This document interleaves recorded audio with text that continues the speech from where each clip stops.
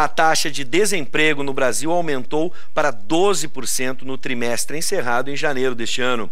Segundo o IBGE, 12.700.000 pessoas estão sem emprego.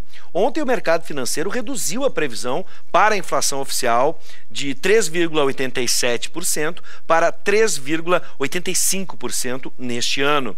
No Congresso, o governo tenta costurar a reforma da Previdência. Para entendermos o cenário econômico brasileiro atual, nós contamos com a presença dos economistas Cássio Moreira e João Portela. Boa noite, professores. Boa noite, Bis. Bem? Boa noite. Bom, vamos lá. Ontem o mercado financeiro reduziu a previsão de inflação oficial para 2019, como vocês podem, a gente já relatou aí para você de casa, e vocês aqui, os nossos especialistas, como vocês avaliam esse movimento dos analistas, já prevendo essa nova inflação para 2019? É positiva essa projeção ou ela revela uma economia ainda desaquecida neste ano? Portela. Na verdade, ela reflete uma expectativa de que haja uma aprovação da reforma da Previdência.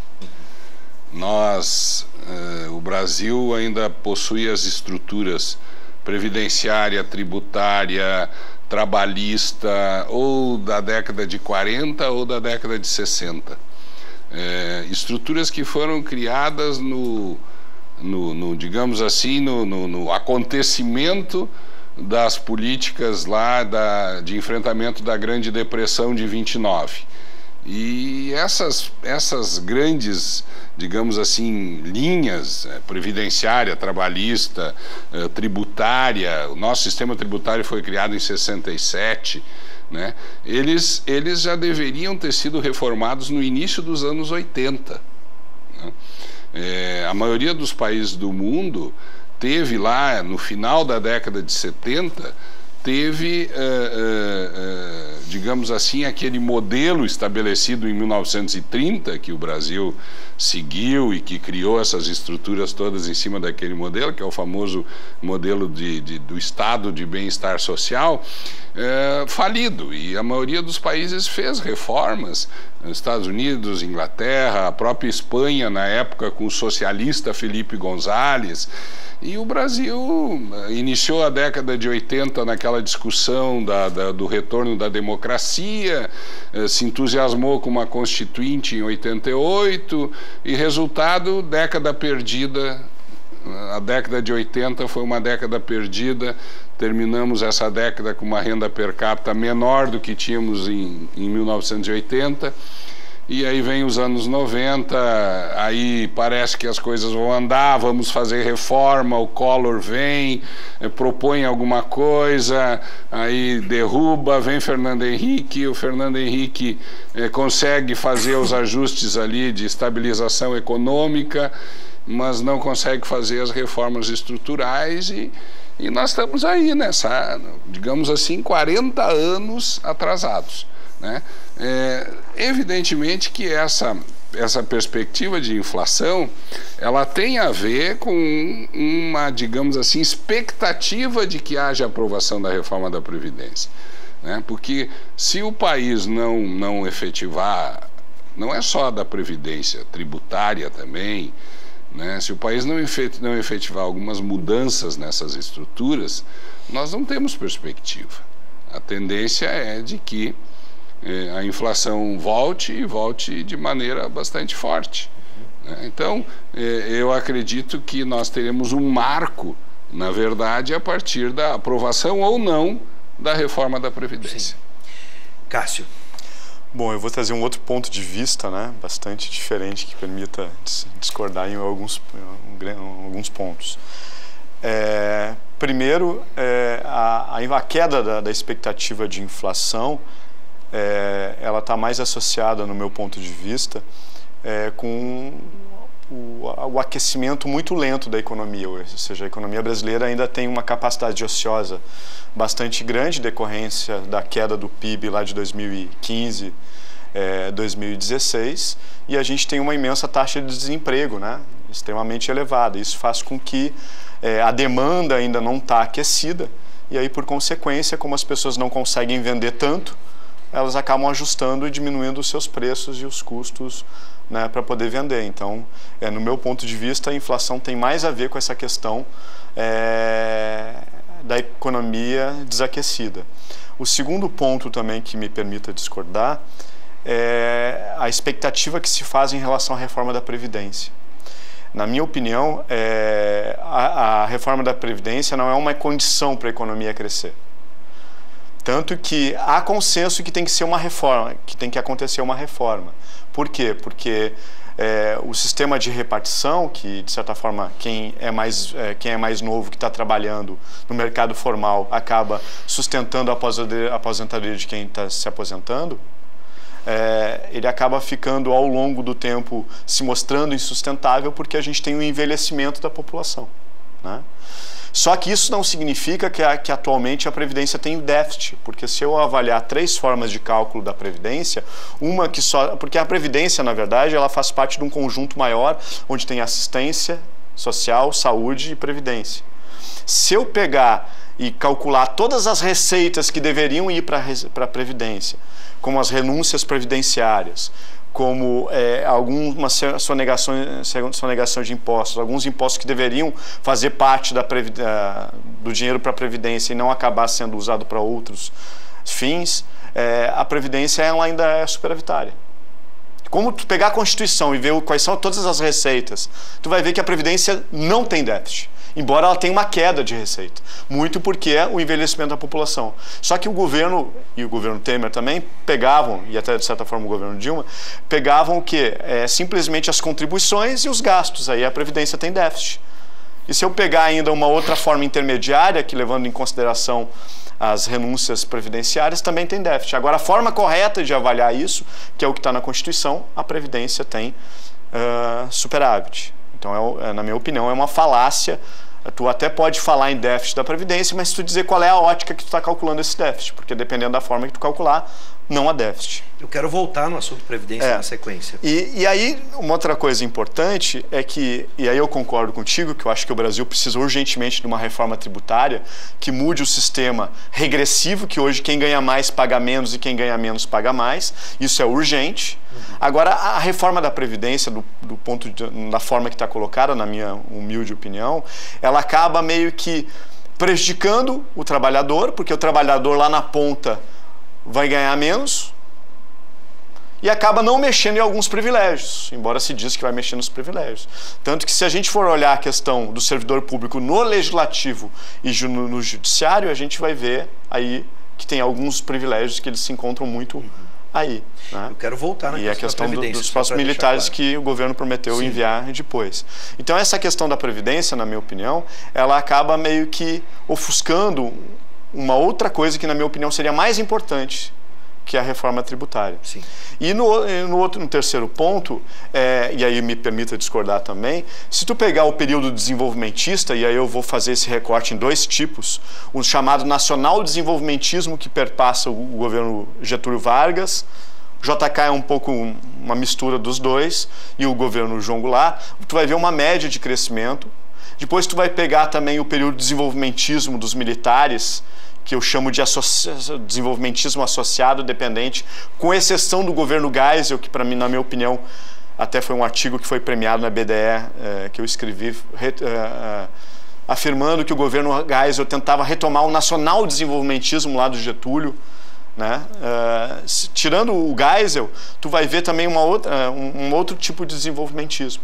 E nesse período, a taxa de crescimento do Brasil foi muito mais alta do que no período que a gente chama de chamado neoliberalismo, que é a partir do final do governo Sarney, início do governo Collor e Fernando Henrique Cardoso.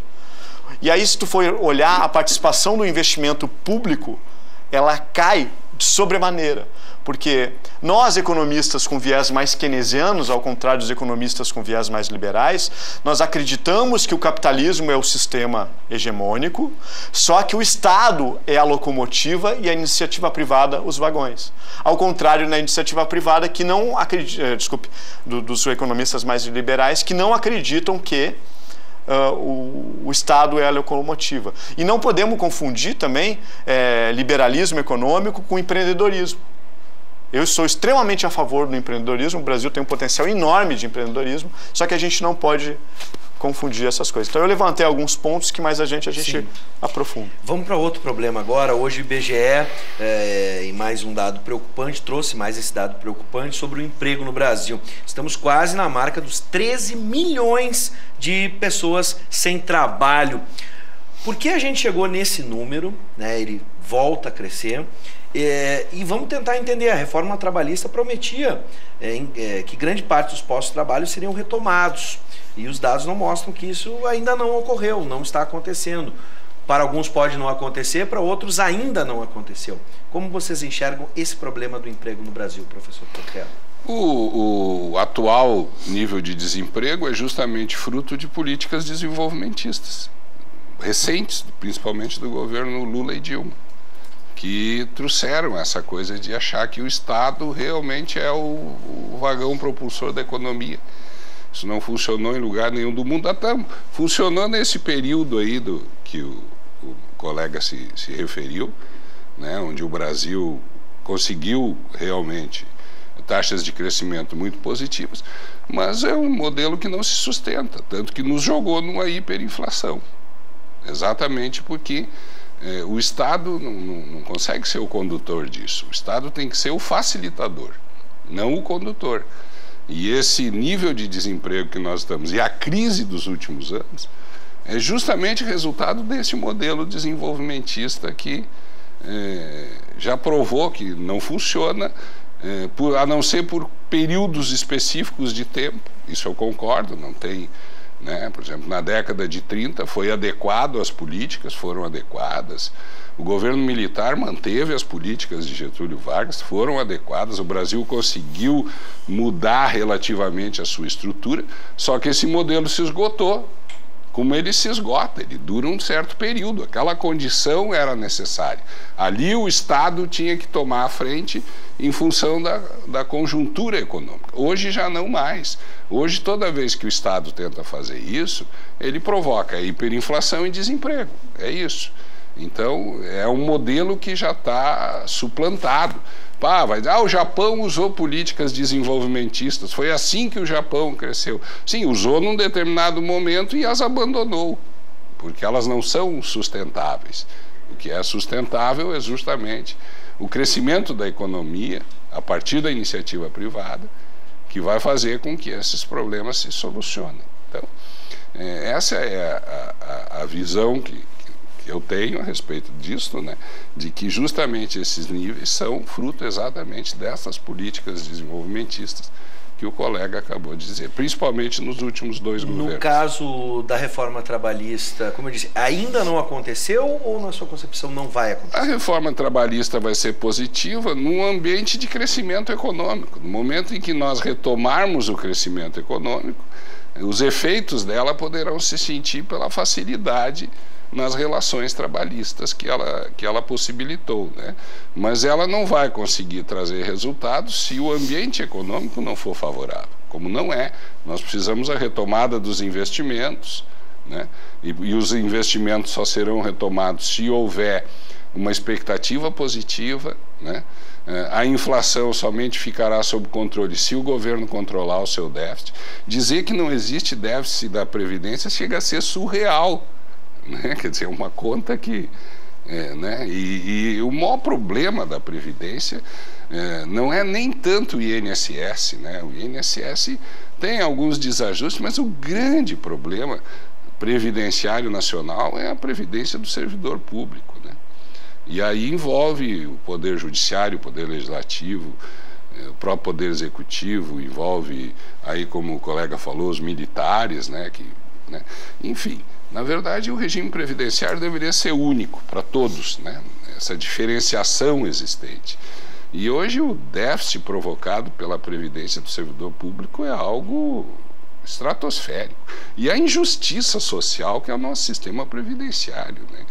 Quanta grande massa. E o pior é que usam o trabalhador para justificar, digamos assim, o discurso contrário à reforma da Previdência, né? O trabalhador do INSS, a reforma da Previdência não vai mudar grande coisa para ele.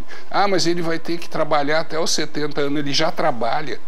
porque a aposentadoria dele é uma miséria no INSS, ele tem que trabalhar. A reforma previdenciária vai pegar é o cara que se aposenta com 10, com 15, com 20 mil, que é boa parte do funcionalismo público, né, sem ter contribuído para isso.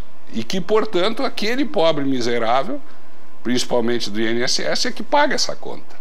Entendeu? Então, mas os militares têm que entrar nessa reforma. Tem que entrar, todo mundo tinha que entrar, o regime previdenciário tinha que ser único. Bom, mas a conjuntura política não vai ser possível. Vamos ver como é que isso vai andar no Congresso Nacional, né? Quer dizer, as corporações estão aí, estão presentes, né? E muito fortes no sentido de lutar contra essa reforma. E vão usar o trabalhador como o bode expiatório, o trabalhador da iniciativa privada. O trabalhador da iniciativa privada, eu contribuí 39 anos para o INSS. 39 anos pelo INSS. Pelo teto, nos 39 anos. Eu me aposentei recebendo R$ 3.800. Entendeu?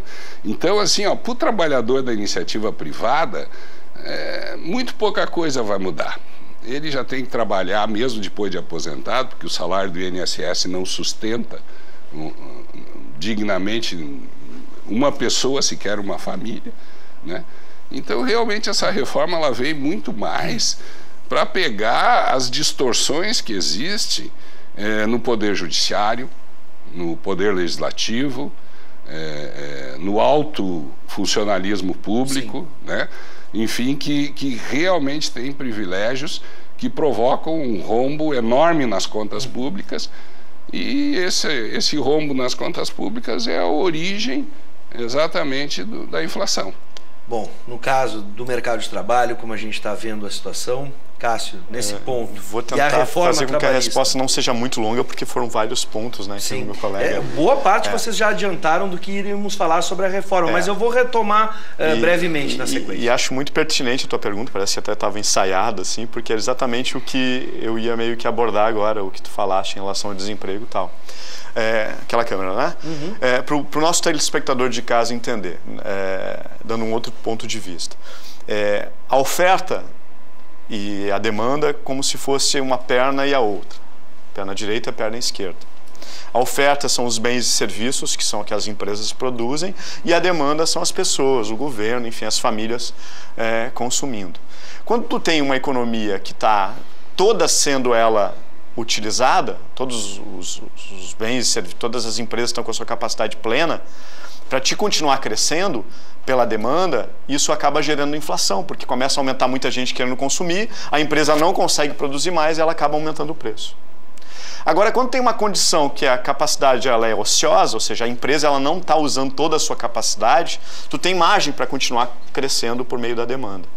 O meu querido colega estava dando o ponto de vista dele, dizendo que foi o Estado desenvolvimentista, por meio dos governos anteriores, que acabou causando a crise. Eu já discordo, embora acho que tenha alguma contribuição, mas eu vou dar um outro ponto de vista.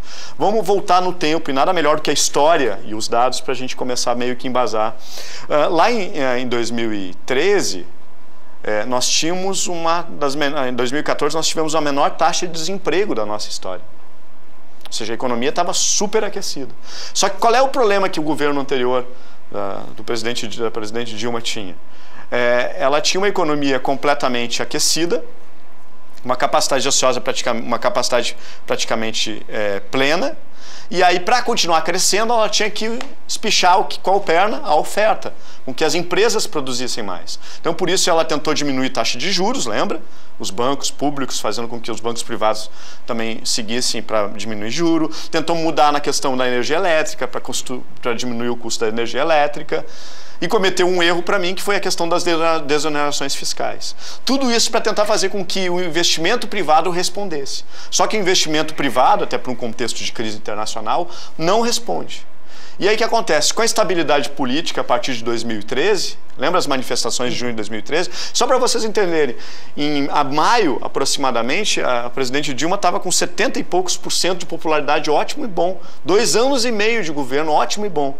E ela acaba o final do mandato, 1 ano depois, o governo despenca a popularidade. Como é que um governo pior, assim, é tão ruim, em 1 ano e meio. É ótimo e bom ser mais de 70% e depois despenca.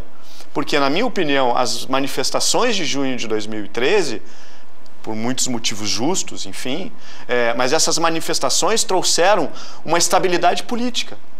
O presidente anterior, se a eleição fosse antes das manifestações, as pesquisas mostram, é só pesquisar no Google, que a presidência poderia ser eleita em primeiro turno.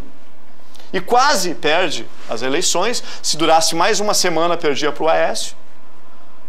Ou seja, essa instabilidade política fez com que o investidor não investisse, porque quem é que vai ganhar? Vou esperar o resultado da eleição primeiro.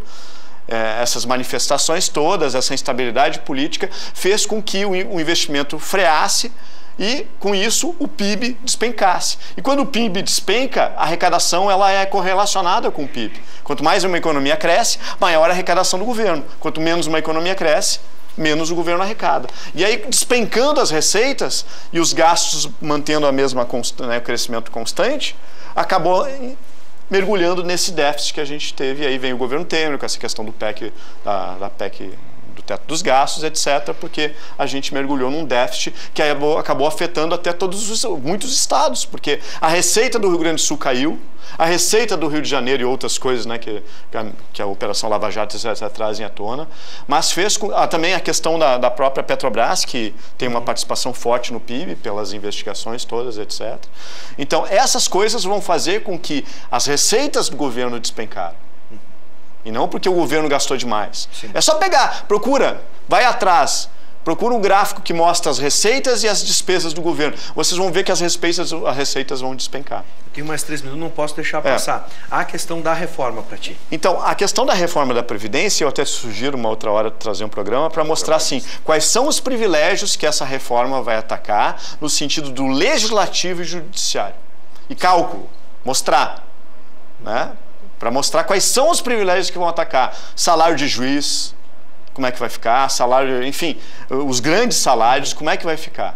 Né? Sim. Então, é isso que eu acho que tem que mostrar ou não se tem privilégio, se vai e tal. Porque se tu for olhar a questão do trabalhador mais pobre, eu concordo que tem que trabalhar mais porque a nossa expectativa de vida está aumentando. Né? Então, isso é uma coisa que a expectativa de vida aumenta, e aí as pessoas com 60 anos hoje... É diferente de uma pessoa com 60 anos há 20 anos atrás. Sim. Então tem uma capacidade de produção, de produzir maior. Agora, a minha discordância é no salário que a pessoa vai receber lá no final da sua aposentadoria, que é um salário que despenca muito para uma camada mais baixa da população. E isso eu não consigo ver. Final, nesse caso, a reforma trabalhista, por que não andou ainda? Por que não está contribuindo para a gente reduzir esses números? No meu ponto de vista, e depois o meu querido colega provavelmente vai discordar em algum ponto, e aí por isso que é extremamente importante o programa, porque ele traz opiniões diferentes, para não ficar aquela coisa só de uma doutrinação, de uma opinião só. Ou seja, quanto mais opiniões diferentes as pessoas tiverem, melhor elas vão ter a formação da sua opinião. No meu ponto de vista, a questão da reforma trabalhista, o raciocínio foi o seguinte: a economia brasileira não estava conseguindo, chegou num crescimento, a demanda chegou num limite, a oferta tinha que aumentar. E aí não estava conseguindo aumentar a oferta porque o custo para as empresas estava aumentando. E aí, com isso, a taxa de lucro das empresas estava caindo. Então, a ideia dessa reforma é fazer com que o custo para as empresas diminua, e aí, com isso, as empresas têm mais capacidade de investir. Pensando no curto prazo, o raciocínio está certo. Agora, vamos pensar, se todas as empresas fazem isso e o nível salarial, a massa salarial cai, as empresas até podem retomar num primeiro momento o investimento, mas depois vai começar a faltar demanda, porque as pessoas vão estar empregadas, mas vão estar empregadas, antes elas tinham um emprego que elas recebiam e ganhavam X. Agora elas vão precisar de 2 empregos para ganhar aquele mesmo X. Sim. E aí vai cair o quê? Vai cair a demanda de forma geral da economia e, por consequência, no longo prazo, a economia vai ser prejudicada. Você aí de casa teve a exposição de 2 pontos de vista e eu quero deixar claro que esse é o intuito, termos um debate. Ótimo, a gente tem outros pontos a tratar, até mesmo para quem tem o seu dinheiro em casa, o que vai fazer, mas vou deixar para uma outra oportunidade, porque a gente tem um recado muito especial na sequência. Mas antes, eu quero deixar o meu abraço e o meu bom 2019 para dois amigos que sempre nos acompanharam e sempre nos atenderam. Igualmente. Seja bem-vindo, professor Portela, professor Cássio Moreira, da mesma forma. E com certeza a gente vai se encontrar em 2019 para discutir esse e outros assuntos, com reforma, sem reforma, com reformas ou sem reformas, ou até mesmo a revisão desses números da inflação de 2019. Sejam sempre bem-vindos e muito obrigado. Agradeço também para vocês todos da equipe da Ubra e também para o nosso telespectador de casa. Obrigado. Da mesma forma.